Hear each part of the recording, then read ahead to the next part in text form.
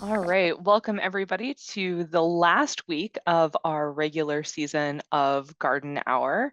My name is Amanda Bachmann. I'm the Urban Entomology Field Specialist for SDSU Extension based in Pierre. It's nice to see everybody again tonight. We've got Anna and Rhoda with us this evening, and we'll go around and introduce them. But I did want to let folks know that you can use the chat or the Q&A. If you have questions for any of us during the presentation tonight, throw your questions in that Q&A, and I will go through and sort of field them after each section. But Anna, what are you going to be sharing with us this evening? I will be talking about an upcoming program called the Crunch Off, which you may have heard of if you've been on in past years, and some educational resources to use with the harvest that you are going to have very soon or already have, I'm sure. Yeah, we had a very large zucchini in the office the other day that had escaped detection. And Rhoda, what are you going to be sharing with us tonight? I'm going to be doing some odds and ends again tonight. So sort of the end of summer catch-all. Awesome. Yeah, I've got a random assortment of insects from the past couple of weeks to share with folks. So yeah, we'll go ahead and get started. Anna, I'll hand the microphone over to you. Thanks, Amanda. Yeah, it's great to be here with everyone tonight. My first garden hour of the season. First and And the last. last one. Yeah. Oh, let me just get my screen shared here. Okay, so you should be seeing the SDSU Extension website. We have the Crunch Off page. That looks okay. Amanda says yes. So the South Dakota Crunch Off is an event that we do every fall. The last 2 weeks in September and the first 2 weeks of October to celebrate Farm to School Month, which is in October. I think that Fruit and Vegetable Month or something along those lines is actually September. So I guess we get the 2-for-1 there. But it's a way to encourage farm to school activities. I work a lot with schools and partner a lot with the State Department of Education and their work with schools and school meal programs. And so we're promoting this event to them, but it's really an event that anyone can participate in to encourage healthy eating, local purchases, and just kind of some fun ways to even use garden produce. So that is the Crunch Off in a nutshell. We've definitely, catered some of the activities to ways to engage youth in learning about the food that's grown in a garden, and hopefully get them excited about vegetables, as we know that it's so beneficial for them to incorporate them in part of their diet. So I'm a nutrition field specialist. I guess I should say that since it is my first time on this year. So a lot of the projects that I work on come from that angle of human nutrition and health. And it's always a joy to get to work on the horticulture team. Just a small side note, when I was studying dietetics, I was always interested in how I could work on food production too. And people would say, well, how does that? I don't really understand how that relates. And I didn't understand how they didn't understand, right? We have to grow food to eat it. And so I love that we get to partner together with horticulture and nutrition and extension and offer programs like this. So like I said, Crunch Off is September 15th to October 12th. And we've been doing this in years past. You'll see some information here on the top about last year's Crunch Off. We had almost 3,000 crunches, 2,749 across 15 cities. And our goal for this year is to have over 5,000 crunches. And so a crunch is basically one person that's participating, any age, any program. And so the carrots there on the map mark those locations where we had crunch events last year. This is a competition. That's another fun element of this. Other states in our Mountain Plains region are also doing this program, and we're competing against them to get the most crunches per capita into a local fruit or vegetable. So that does add a little competitive edge to this, which makes it a lot of fun. Nebraska has been the winner, I think, every single year. Last year, Missouri was really creative and did a crunch on popcorn at one of their Mizzou football games and got, I think, almost like 100,000 crunches throughout that process, which is incredible. So we've got a lot of work to do in South Dakota in order to get up to that caliber, but more moreover, we're just really excited to use it as a tool to get kids and local food enthusiasts across the state really excited about the garden harvest coming up. So how to crunch, you would organize a crunch team. It could be your family, if you're a master gardener, that's a great group to crunch with. Really anyone is eligible. There's some different ones listed there. Anyone can participate. You can even do it as an individual. So kind of define who that group is going to be. And then you're going to decide what you'll crunch on and where you'll get it from. Any locally harvested fruit or vegetable counts, whether you grew it or you bought it from somebody else. So that's step 2. Step 3 would be create your plan. When are you going to do this? How are you getting people together? Are you going to do any activities along with it? At the minimum, you just got to crunch on something and then report that you did it. But we realize it's a great opportunity to maybe learn a little bit about those fruits and vegetables as well. So we've added some resources that I'll go through here in a minute to elevate that experience for those participating, if so desired. And like I said, the 4th step is to register. So we're only going to know that you did it if you fill out the form on this page, and then that number will count towards our South Dakota total. And I will put together after the event's done on October 12th, kind of a summary so that everyone who participates knows what those numbers were. And even things like what was the biggest crunch in our state. Last year it was Huron School District. And so we'll share some fun information like that with everyone who participates. And the 5th step is kind of an optional one, but it's to promote your crunch event. So there are some promotional templates. We also have a photo sign you can use if you are with a group and you want to take a picture together during the crunch. You could write your group name and then hold that up for the photos. We've got our registration here on the page. It's pretty easy. It's kind of your group name and contact and how many people were in the group so that we get those numbers right. There's some additional resources here. Some extra details for certain groups on maybe how they could do a crunch off event, where to find local products, some information there. And then here's where those activities are that I think are pretty fun to add the experience. We have a crunch off crown. One of those is example here from last year on the right. So kids can color it and then cut it out and tape it together to wear. Awesome for photos if doing photos. We also have word searches, crosswords. I can show you there. They're all kind of fruit and vegetable themed. And the awesome thing about those two and is that they can really be used any time of the year. So this page, we try to keep it up all year round. And so these resources are here if you ever want to do anything fruit and veggie related with some kids too. There's a couple of curricula that we have in nutrition and physical activity that we've linked here as well. Growing Active Readers, for example, has a lesson based on the carrot seed book. Their objective is to describe how planting, growing, and preparing fruits and vegetables is fun and healthy, and then practice ways that growing a garden can be good exercise and stretch and balance your body in yoga poses. So different ways to learn about healthy eating and gardening.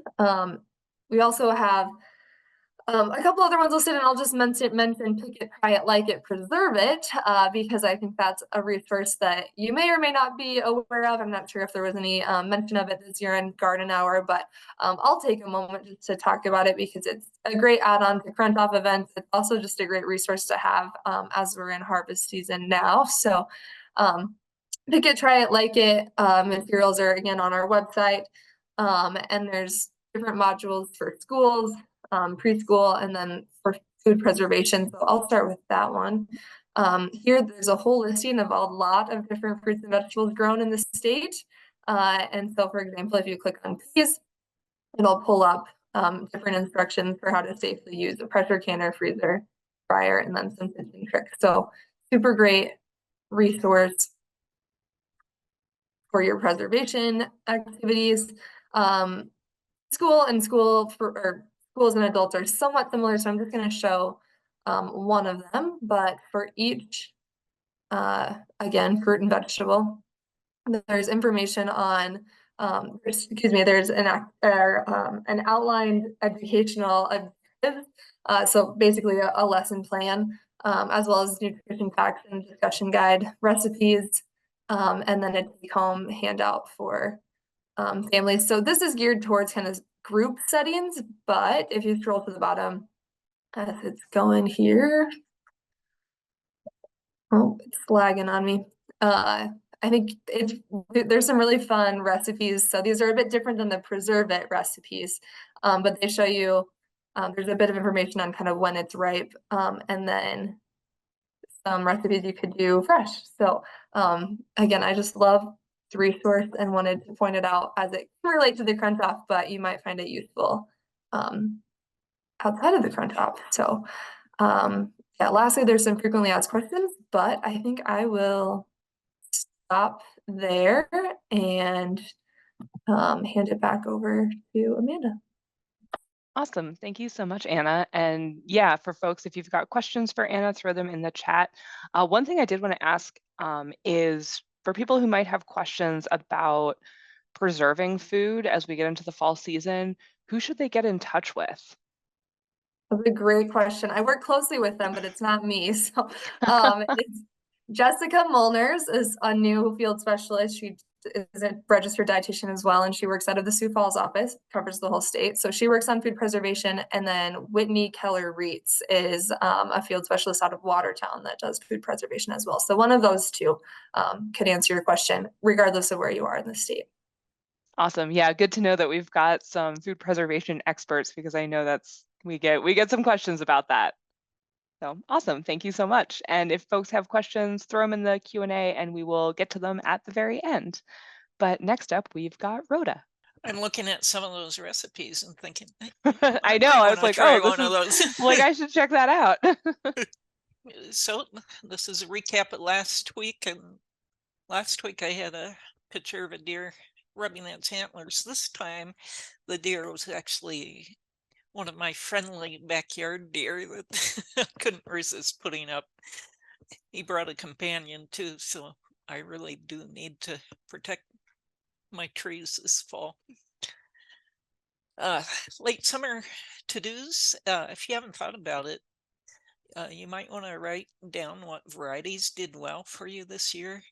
I know people have been having a lot of trouble with their vegetables this year, in rapid at least, and I suspect some of the problem may be that we're not watering deeply enough. But if you hold a hose, for example, to water, it may not be soaking in as far as you think it is. And I know I'm guilty of that sometimes too. So you might want to double check on that. But our temperatures seem to have been within normal range, but maybe there's something about the up and downs or something that's causing issues too. Anyway, starting this next month is a good time to reseed your lawn if you need to start a new lawn, or if you're renovating an old lawn. One way to reseed an old lawn is to use a core aerator first, and then you can sprinkle the seed, and it'll have a place for that seed to actually contact the soil. Water trees. Some of you in the state may not need to do that, but on the west side of the state, we definitely are still needing to do that. September is also a good time to plant or move peonies. If you are doing that, replant with the tuber tops no more than an inch or two deep. If you get them deeper than that, they will grow fine, but they won't flower. So that's one of the questions we often get is, why aren't my peonies flowering? It may be that you planted them too deeply. This was one that I was visiting a greenhouse this afternoon and noting this, and it reminded me that I've seen some of this in raised beds that have a lot of artificial media in instead of soil, and even sometimes soil. But if you have your tomatoes, the older leaves look yellow between the vein, not the newer leaves, but the older leaves, it may be a magnesium deficiency. We do see it sometimes in South Dakota. Another thing that can cause magnesium deficiency is high potassium levels, which can compete with magnesium for uptake. But anyway, if you see these symptoms, and only if you see these symptoms, try a teaspoon or 2 of Epsom salts sprinkled around the base. Now, I don't usually recommend Epsom salts. We had a student do a trial of it, probably 10, 15 years ago one summer and found absolutely no help. But they were growing in a soil that did not have a deficiency. So usually we see this only on tomatoes that are really growing gangbusters, not ones that are kind of struggling anyway, because they probably run into other deficiencies first. And usually our soils have a fair amount of magnesium. But again, if you see this, an easy solution is to try just a teaspoon or 2 of Epsom salts sprinkled around each plant and then water it in good. Next year, back to our companion planting series that I did, I believe, a year or 2 ago, updating some of that. And should you plant basil with your tomatoes? Yes, it's actually a very good idea, other than the fact that basil tastes really good with tomatoes. But basil also reduces fusarium, which is a plant pathogen that resides in the soil that can cause a wilting on your tomatoes. Most of our tomatoes have resistance to fusarium. Some of the older heirloom ones may not. But anyway, so it fights against that and other soil-borne diseases.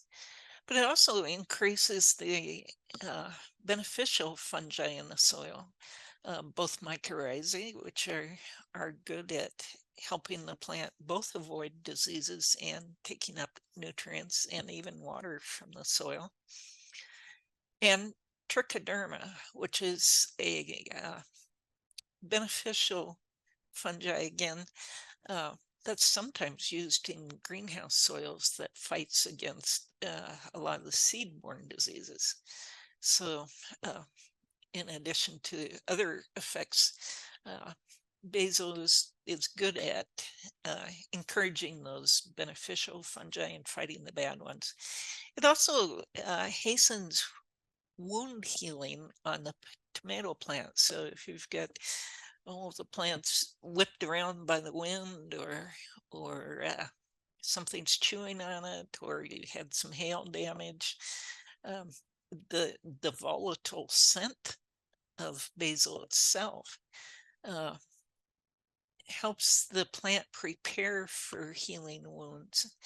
And so it has been found that having basil nearby actually causes the tomato to heal much more quickly. But also cilantro, and that's the basil is up here at the top. The cilantro is down there on the right hand side, or the bottom of this side. Cilantro also decreases antibiotic resistant bacteria in the soil. So if you're worried about you're using manure from cattle that have been fed antibiotics or something like that, plant lots of cilantro. Cilantro may also help increase the yield of tomatoes. So 2 companion plants there for tomatoes. How about sweet alyssum? And Amanda may have something to say about this as well.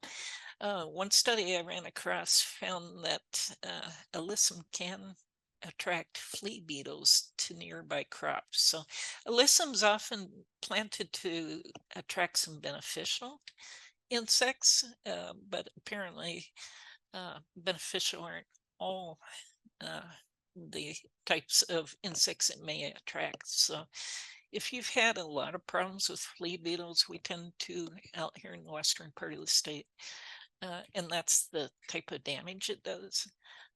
You may want to stay away from alyssum and look for some other kinds of pollinator plants. Purslane, we've talked about this some in previous years, and I thought I'd just remind people of it because it's the time of year when purslane is really going to town. And if all your other vegetables have not done well this year, you can eat the weeds. Purslane is pictured here. If you're identifying it, it's a smooth, kind of shiny leaf. It will never be hairy, so watch for your identification on that. Purslane will help absorb salts from the soil. So if you've had some salt buildup, for example, from manure, this might be a good plant to allow. It has ground cover for a while and then pull it up so you remove those salts. It's edible. It's a good source of omega-3s, very good source of omega-3 fatty acids, which are one thing that can help our heart as well as anti-inflammation. And then vitamin C, vitamin A, potassium, and magnesium. There's our magnesium, I guess.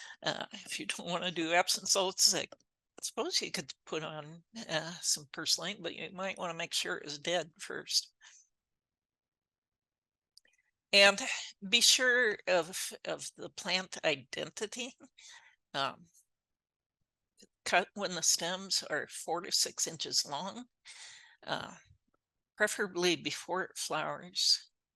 And this was, I came across this from the University of Florida, an actual publication on eating purslane.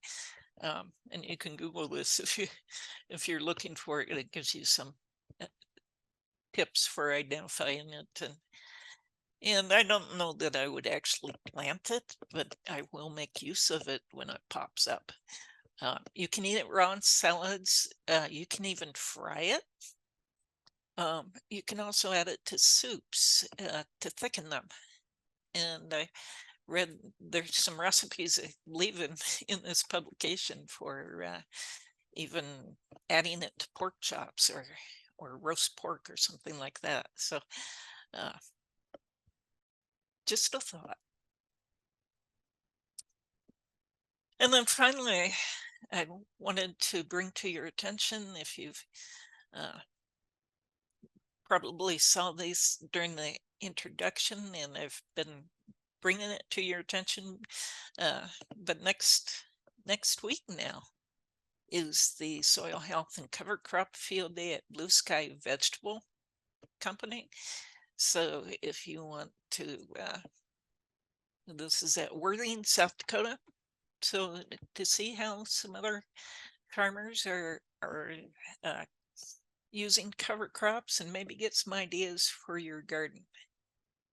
You can pre-register at extension.sdstate.edu events and page down until you get to September 5th, and it will have a link there. And then, of course, our annual specialty crop field day. And when we say specialty crop, we're pretty much talking about fruits and vegetables. So this is our research plots on campus.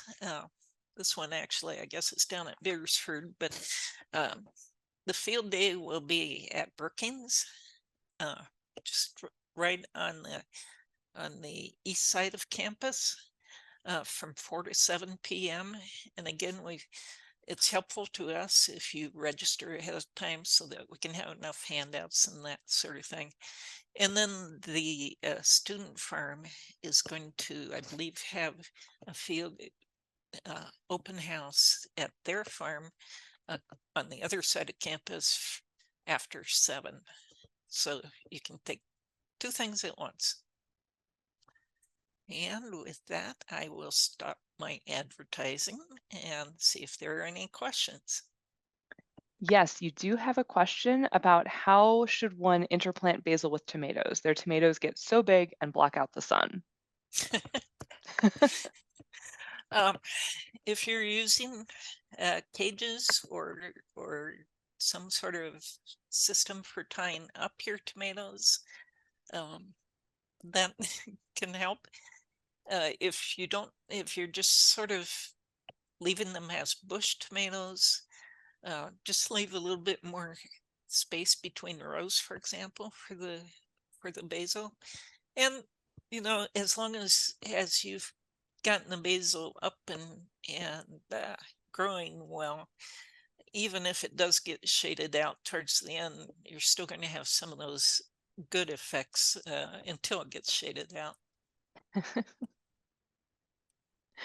Yeah, I've been putting my basil in containers just because it's easier for me to keep track of it. But maybe I should just put the basil container near the tomato plants. There you go. Won't have the soil effects, but Yeah, not the soil effects. you can, at the end of the year, you can take it out of the pot and sprinkle it over your soil for next year. Yeah, and the cilantro is interesting too, because that one is a divisive herb. Some people have the gene that makes it taste kind of soapy. So there are some people that don't like growing cilantro. So it's good that it's both basil and cilantro. You can like pick your favorite. I think I have the soapy gene. Oh no. But I can eat coriander. Yeah, it's interesting. Well, very good. And if folks have more questions, throw them in the Q&A and we will get to them at the very end. And I will go ahead and share my slides. All right, it looks like it's working. Wanted to go through just some of our end of season insects that we've been seeing. Here in Pierre, we have mayflies out and about, and they are short-lived as adults. I know I've covered them before. They don't feed as adults. All they do is reproduce and lay their eggs in the water and then die. So they are, a really good food source for birds, for fish, for other aquatic critters. If you are a fly fisher person, sometimes people will time what kind of flies they use based on what species of mayflies are emerging. So if you see a bunch of mayflies congregating around lights in the evening, don't be concerned. It's not something that you have to, worry about managing.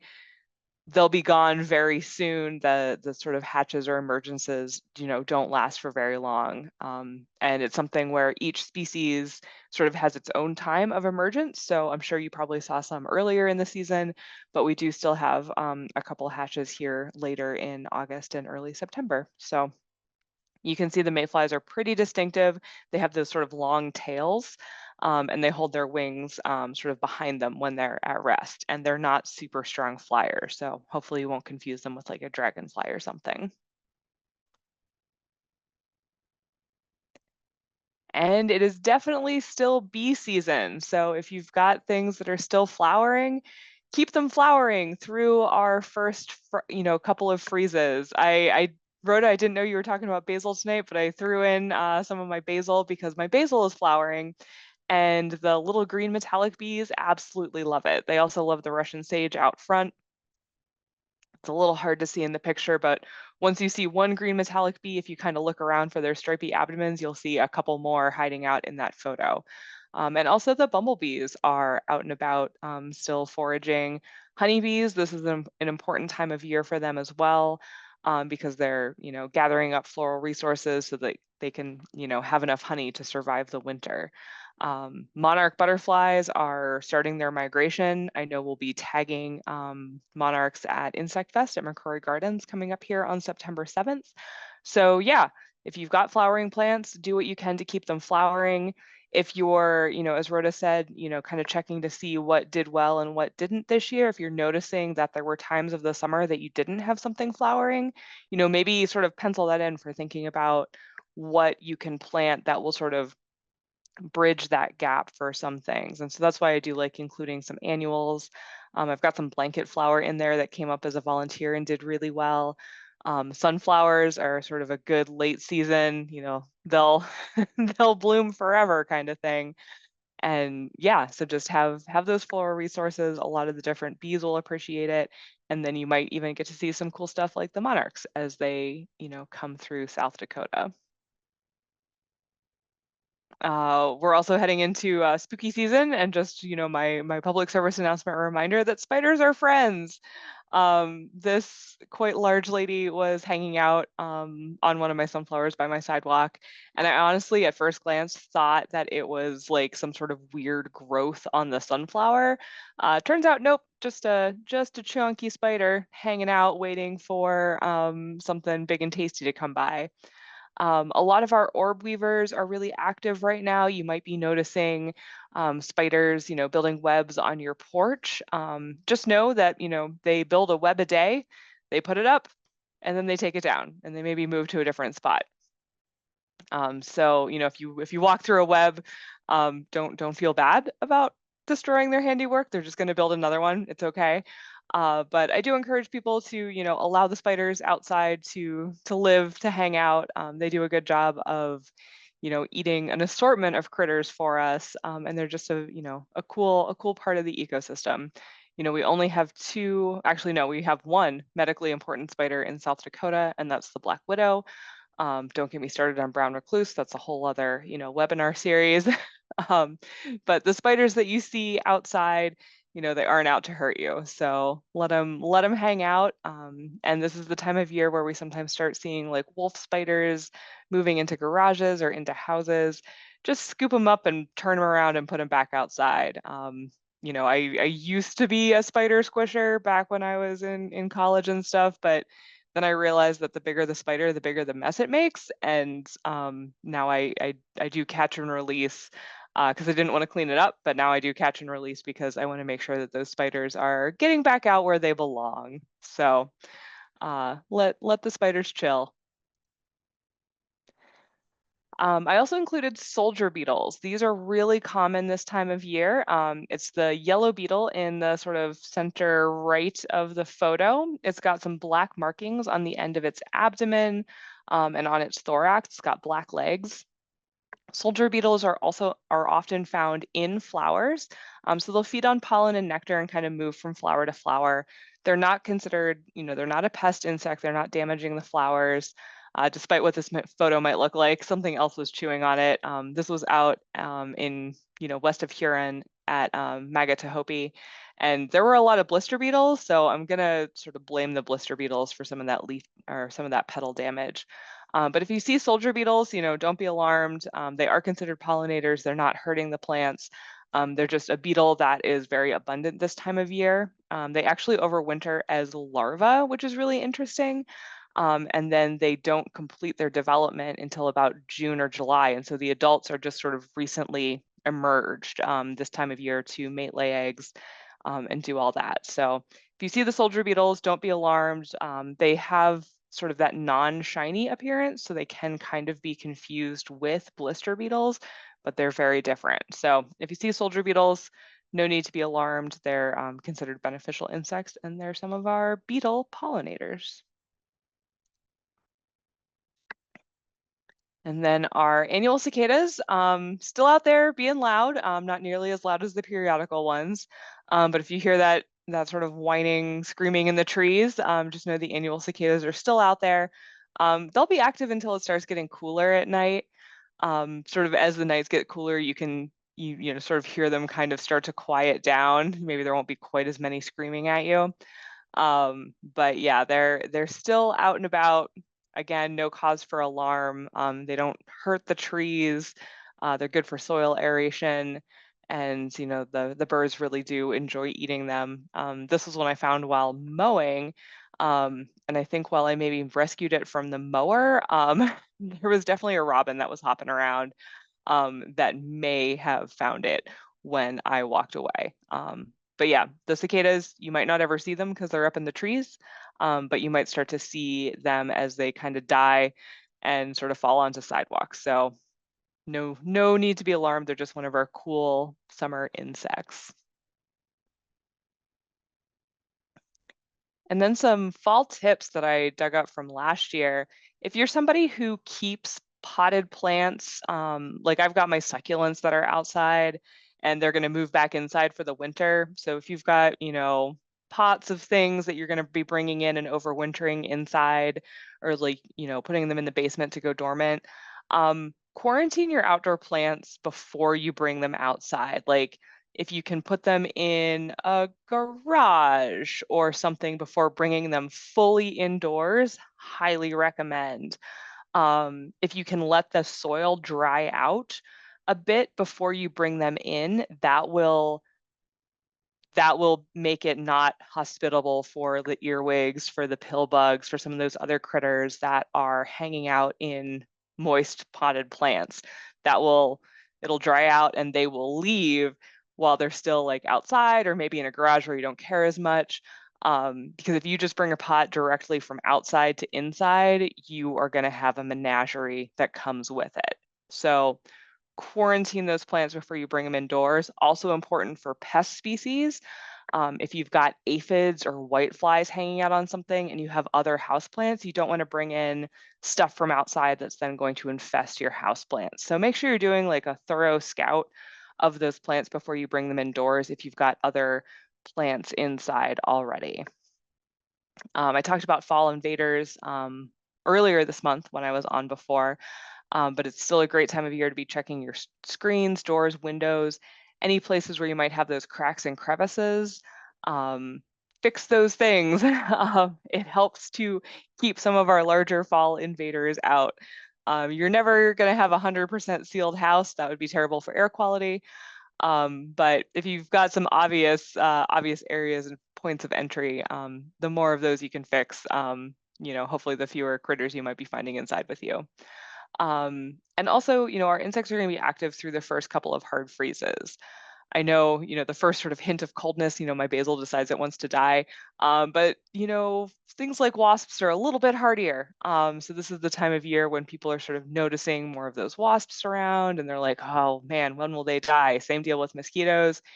You gotta wait through the first couple of hard freezes for them to be really knocked down. Usually our first hard freeze and then it warms up again, like insects can sort of hide out in these little microclimates and be protected. And then, you get a warm sunny day and they get that heat and they sort of warm back up and they're still out and about. So, even though it's getting maybe a little bit cooler in places, don't forget about your mosquito repellent and maybe just let the wasps do their thing. They will be dead soon. So, don't get too overconfident with the wasp spray and a ladder this time of year because they are at their maximum colony strength. And rehashing some of our upcoming events. State Fair, I don't think any of us mentioned before, but the Horticulture building has a series of talks. I think some of them start tomorrow, actually, on Wednesday and go through Monday. I'll be out there on Thursday, so you can catch me on Thursday afternoon in the Horticulture building. And the Master Gardeners will have a table with resources, and the Master Gardeners will be there to answer your questions or get your questions to someone else if they don't know the answer. So definitely if you're in or around the Huron area, stop by that Hort building, see the cool exhibits, see the giant tortoise, come say hi to the Master Gardeners and the other extension folks that are going to be there giving talks. And I'll be at Insect Fest on September 7th at McCrory Gardens. We're doing that from 1 to 4 in the afternoon. Another great place to come hang out, see the gardens. They usually look really great in early September. It's a free day at the garden, and we'll also be tagging monarch butterflies. So I'm going to remember to bring some actual insect nets this time so I don't have kids catching them with like little tiny fish nets. And then like Rhoda said, our specialty crop field day is September 10th in Brookings.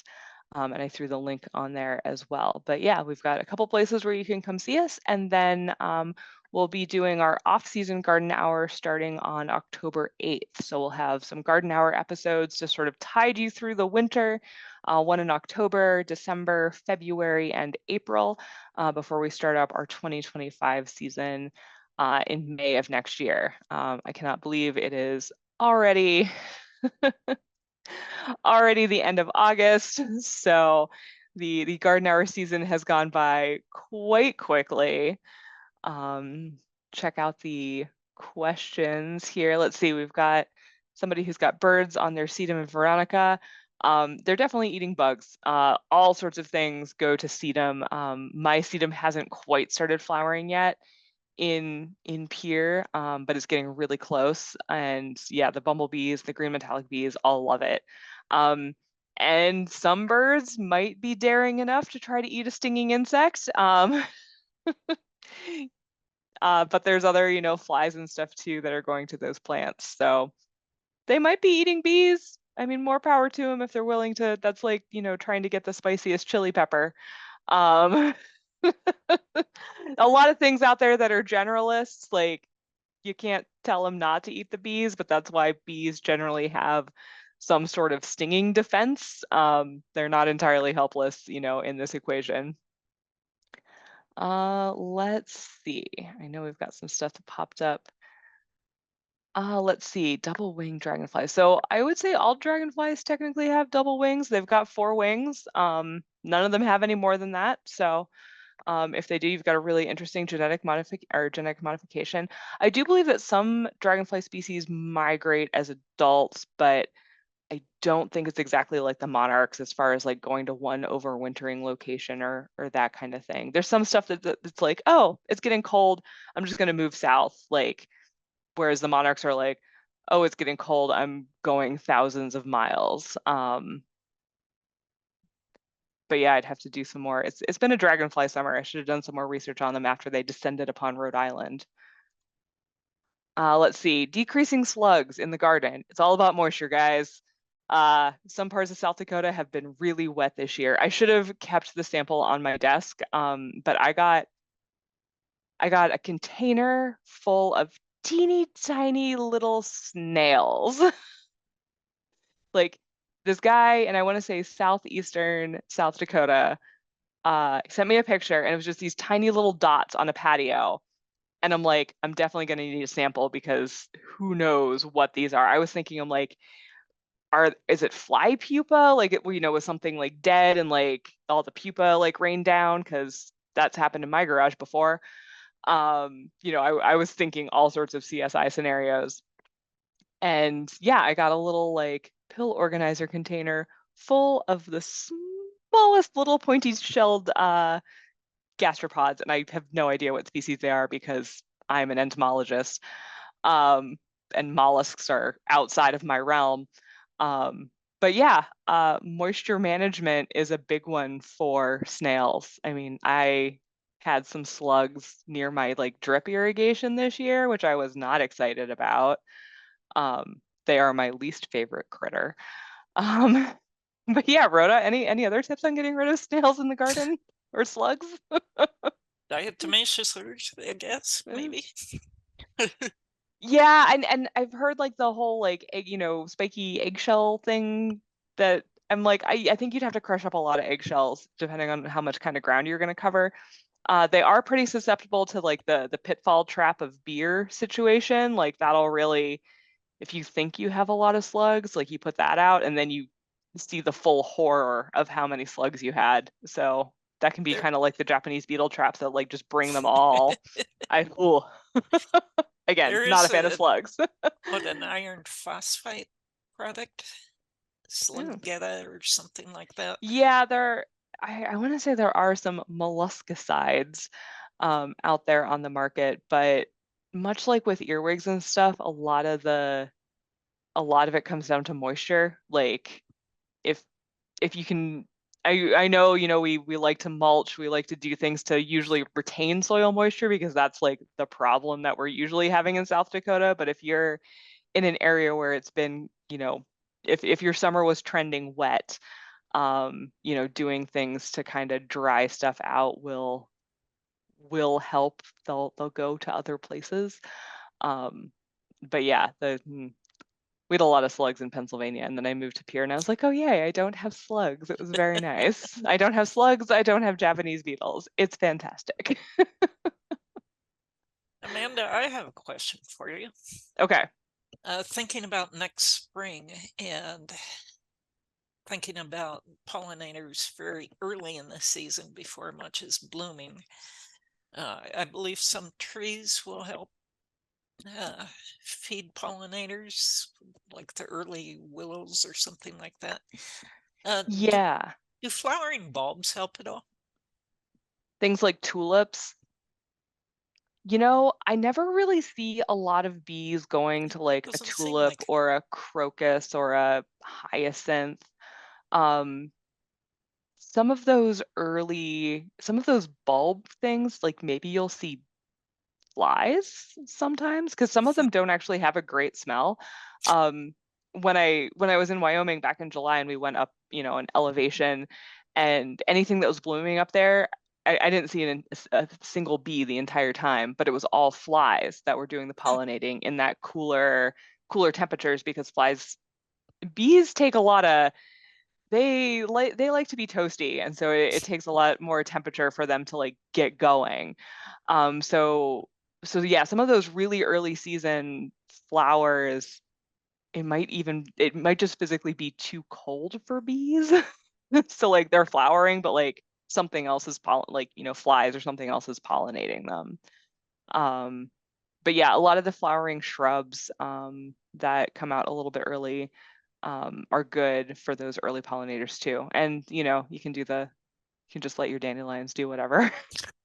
That's my his and cockroaches had a lot of babies about a month ago, so my dandelion supply is I hand weed a small section of my yard about twice a week to feed the hissing cockroaches. So that's my weed management. I think my neighbors must think I am absolutely bonkers. I see you have another question. Let's see.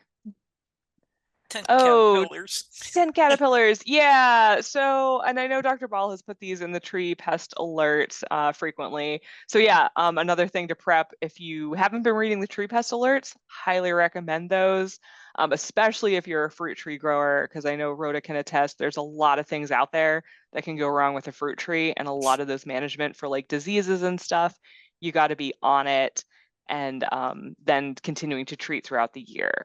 So tent caterpillars, you want to get them when they're small. So when you first start seeing the tent, that's when you want to like poke it with a stick and like disrupt it, or if it's on the end and you can just prune it off and destroy it, like that's the way to go. But they are protected by that webbing, so you've got to like get in there. This time of year, like if they haven't already pupated, they're their biggest, they're their chunkiest, like you you can squish them if you want to, disrupt the webs with a stick or whatever and let the birds have at them. But as far as like chemical control, like the damage has been done, like you're not going to be able to kill them. But definitely, bone up on those tree pest alerts, because then you can be ready for next year to get them when they're tiny. Let's see, do wasps die? Wasps do die. They do die.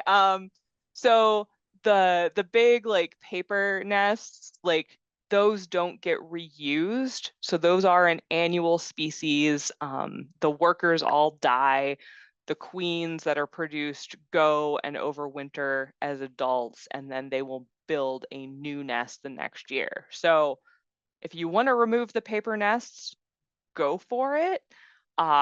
Wait until like December. I don't want anyone out there being like, Dr. Bachmann said, and then getting stung and I get in trouble. So wait a while. So yeah, they're not going to reuse that nest. But one thing that might happen is they might build a nest in a similar location, because maybe something about that location was good habitat, and like a new queen will reuse that habitat. But they do die. Don't worry.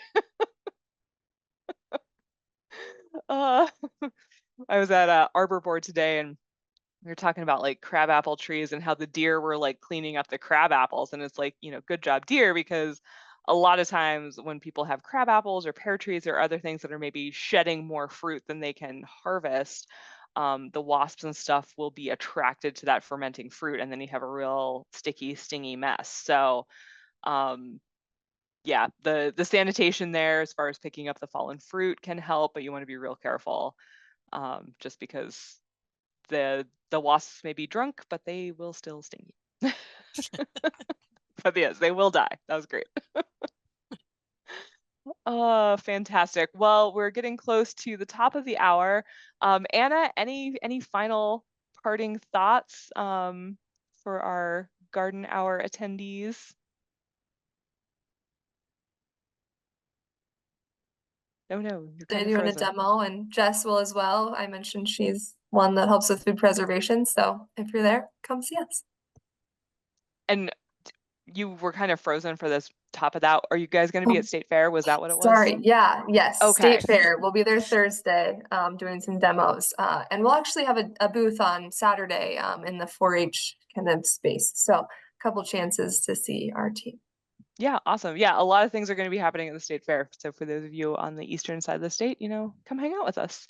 And then Rhoda, any final thoughts for the garden hour season? Just a reminder that you can still ask questions on the garden hotline. And so we still are answering questions. We just won't be doing it on the air. And Yeah, check out yeah, our website. We do add new content all the time. Yep. Yeah, the garden hotlines will be active through about October, and then there's always the Ask Extension widget too, that if you've got like pictures or something, you can throw those in the widget and we'll answer questions that way as well. But yeah, we'll be back on October 8th for our off-season garden hour, so that'll be a separate registration. Those of you that registered for this season should hopefully get an email saying, hey, there's more garden hour coming up. So it's been great hanging out with everybody for, since May. It seems like we just started this like 2 weeks ago. What happened to the summer? But yeah, thank you all for joining us on Garden Hour, and we'll hopefully see you in October, or we'll see you in 2025. So until then, happy gardening. Go eat some purslane. Do a crunch off with it. Yeah, there. Look at that. We tied it all together. All right. Thanks, everybody.